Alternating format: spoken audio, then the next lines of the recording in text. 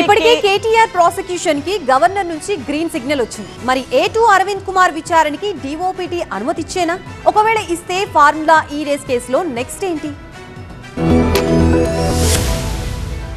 తెలంగాణలో సంచలనం సృష్టించిన ఫార్ములా ఈ రేస్ కేసులో కీలక పరిణామం చోటు చేసుకుంది. ఈ కేసుకు సంబంధించి senior IAS officer Aravind Kumar ని విచారించేందుకు అనుమతి ఇవ్వాల్సిందిగా రాష్ట్ర ప్రభుత్వ ప్రధాన కార్యదర్శి, కేంద్ర ప్రభుత్వ సిబ్బంది శిక్షణ శాఖ డిఓపిటికి లేఖ రాశారు. అక్కడి నుంచి అనుమతి రాగానే ఏసీబీ ఆయనపై ఛార్జిషీట్ దాఖలు చేసేందుకు రంగం సిద్ధం చేస్తున్నట్లు తెలుస్తోంది. 2023లో హైదరాబాద్ లో నిర్వహించిన ఫార్ములా ఈ కార్ రేస్ సంబంధించి నిబంధనలకి విరుద్ధంగా 55 కోట్ల నిధులు విదేశీ సంస్థకి విడుదల చేయడంపై ఏసీబీ కేసు నమోదు చేసింది. కేసులో A1 గా మాజీ మంత్రి కేటీఆర్, A2 గా సీనియర్ ఐఏఎస్ అధికారి అరవింద్ కుమార్, A3 గా హెచ్సీఏ మాజీ చీఫ్ ఇంజనీర్ బిఎల్ఎన్ రెడ్డి ఉన్నారు. అయితే గతంలో హెచ్ఎండిఏ కమిషనర్ గా పనిచేసిన అరవింద్ కుమార్ కేబినెట్ ఆర్థిక శాఖ అనుమతులు లేకుండా ఎన్నికల కోడ్ అమల్లో ఉండగా నిధుల్ని మళ్లించడంలో కీలక పాత్ర పోషించారని ఏసీబీ ఆరోపిస్తోంది. ఇక దేశంలో ఐఏఎస్ అధికారులపై కేసు విచారణ, అభియోగాలు నమోదు చేసేందుకు ముందుగా కేంద్రంలోని డిఓపిటి నుంచి ప్రాసిక్యూషన్ అనుమతి తప్పనిసరి కావడంతో సిఎస్ రామకృష్ణారావు రాసిన లేఖ ప్రాధాన్యతను సంతరించుకుంది. దీంతో అరవింద్ ప్రాసిక్యూషన్ కి డిఓపిటి పర్మిషన్ ఇస్తుందా ఇవ్వదా అన్నది ఆసక్తికరంగా మారింది.